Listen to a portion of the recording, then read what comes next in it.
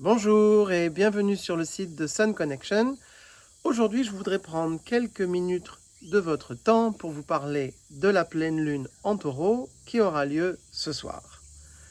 Donc cette pleine lune en taureau, pour la comprendre, il va falloir se tourner vers le signe du scorpion, parce que c'est en scorpion que nous avons eu la nouvelle lune.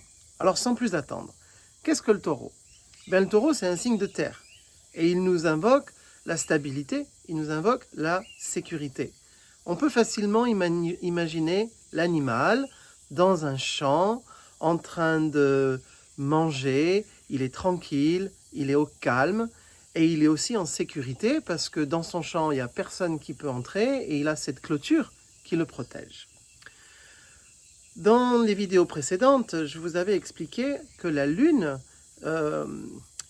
est associée à nos émotions. La lune dans un thème astral, c'est ce qui nous rend heureux. Et on avait vu en fait que c'est grâce à l'orbite de la lune autour de la Terre que la lune, par sa force et sa puissance gravitationnelle, attire l'eau de la Terre vers elle. Elle crée des marées.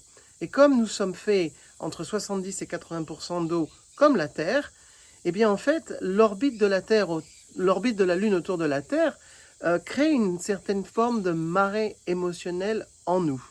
Donc pour faire simple, quand nous avons une pleine lune dans un signe, notre corps est attiré par les qualités de ce signe. Et pour être bien avec une pleine lune en taureau, à un niveau émotionnel, finalement, on a envie de sécurité, on a envie de confort, on a envie de calme, on a peut-être envie de nature, mais on n'a pas envie de problèmes dans la tête. Ça, c'est sûr. Alors, qu'est-ce qu'une lunaison et pourquoi est-ce qu'on va devoir se tourner vers le signe du scorpion? Alors, la lunaison commence quand on ne voit pas la lune dans le ciel. Ça veut dire que la lune est conjointe au soleil. Elle ne reflète pas la lumière du soleil parce qu'elles sont côte à côte dans le ciel, en fait. On ne la voit pas. Donc, quand il n'y a pas de lune dans le ciel, cela correspond à une nouvelle lune, un nouvel élan, un nouveau départ. Et c'est ce qui nous donne le point de départ de cette lunaison, de ce cycle lunaire. Et ce point de départ a eu lieu il y a 15 jours à peu près, dans le signe du scorpion.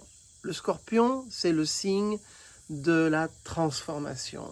C'est le signe de la mort et de la résurrection. D'ailleurs, ce n'est pas un hasard si pendant les pleines lunes en scorpion, nous avons des fêtes chaque année comme Halloween, la Toussaint, El Día de los Muertos, etc. Le scorpion, c'est un signe d'eau. Et c'est un signe d'eau qui nous invite finalement à plonger au plus profond de nos émotions. Et il nous demande finalement d'aller explorer les mystères de l'âme, les questions de mort, les questions de vie. On peut associer l'énergie du scorpion aux 7 voiles d'Isis, parce que ce sont les voiles entre le réel et l'irréel, le conscient et l'inconscient. Le signe du scorpion, finalement, nous invite à aller au-delà des apparences. Vous voyez ? Et dans ce processus, c'est un processus de purification. Donc, quand on parle de l'énergie du scorpion, finalement, on associe le scorpion qui réduit tout en cendres.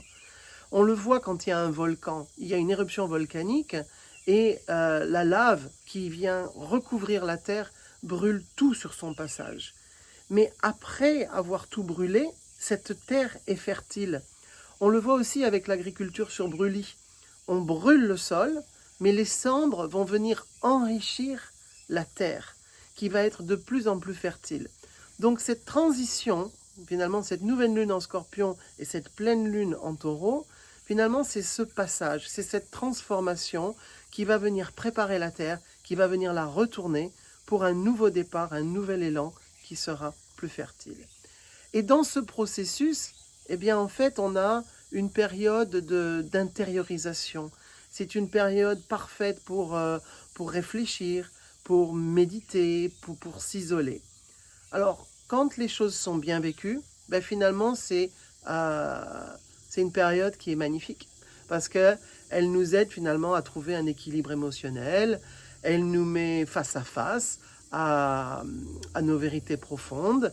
Elle nous aide pour un nouveau départ. Elle nous aide à débloquer des situations qui pouvaient stagner. Donc, en bien vécu, finalement, c'est une opportunité d'évolution et aussi une opportunité de nouveau départ. Mais c'est là où le bas blesse. On est en train de parler de l'énergie du Scorpion. En mal vécu, c'est autre chose. Parce que le maître du Scorpion, c'est Pluton. Et Pluton, c'est le maître des enfers.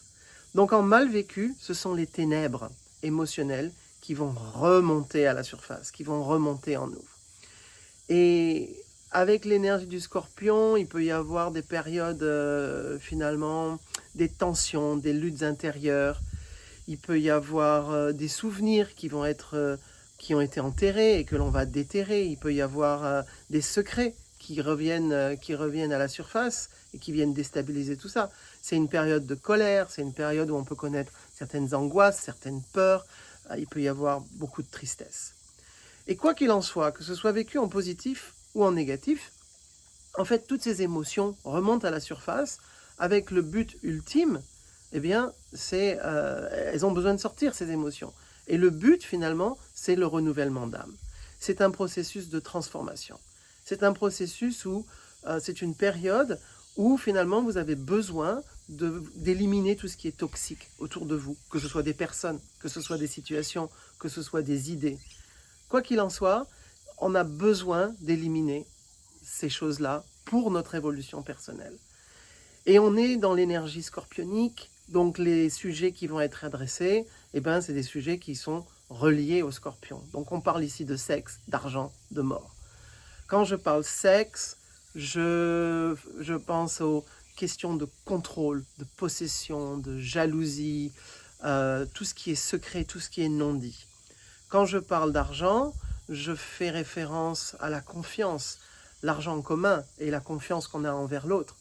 Je fais référence aux questions d'héritage, d'emprunt, d'hypothèque, les réalités par rapport à l'argent, ce qui nous perturbe.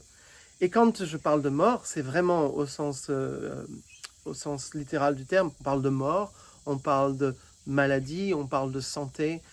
Et en fait, le but ultime de cette transformation, en fait, c'est vraiment d'aller dans ce qu'on appelle le renouvellement de l'âme. C'est une période où l'énergie du Scorpion vient effacer le passé, en fait, vient dissoudre le passé dans le but de créer des nouvelles réalités. Et cette lunaison Scorpion-Taureau vient mettre en lumière toutes les choses que nous avons besoin d'affronter, toutes les choses qui nous font vraiment peur, dans le but de nous libérer. Et il est là le processus de transformation, et il est là le processus de guérison de cette pleine lune en Taureau. Alors après, évidemment, il est toujours question de trouver un équilibre, parce que la pleine lune, elle est en Taureau. Le Taureau, son maître, c'est Vénus, et Vénus, c'est la planète de l'amour. Donc le vrai challenge ici, c'est finalement, on a envie, on aspire au calme, à la sérénité, au confort du Taureau, mais il va falloir le faire avec l'énergie du Taureau, c'est-à-dire nous libérer de tout ce qui est scorpionique en nous, de tout ce qui est... Parce que le scorpion peut être aussi assez destructeur en fait. Donc il faut arriver à se libérer de toutes ces énergies que nous avons en nous, des énergies qui nous demandent finalement de pardonner, mais de pardonner avec le cœur, qui nous demandent de nous libérer de nos rancunes, ne plus avoir de sentiment de vengeance,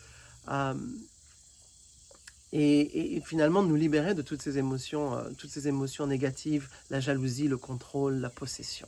Voilà, je sais que c'est peut-être facile à dire, pas facile à faire, mais en tout cas, il est là le message de cette pleine lune en Taureau. Si vous voulez être bien, si vous voulez être au calme, si vous voulez être serein, comme cet animal dans son champ, eh bien, il va falloir travailler et vous libérer de tout ce qui est toxique dans votre vie, mais il va falloir le faire avec amour, avec tact et diplomatie, en fait. Voilà, j'espère que cette petite vidéo vous aide à mieux comprendre l'énergie lunaire de cette pleine lune en Taureau. Et puis, je vous donne rendez-vous le mois prochain pour vous parler de la pleine lune qui aura lieu dans le signe du Gémeaux. Je Je vous souhaite une belle méditation, une belle retraite, une belle opportunité finalement de méditer, de réfléchir et de vous isoler pour réfléchir à ce que je viens de dire. Et je vous dis à très bientôt. Merci, au revoir.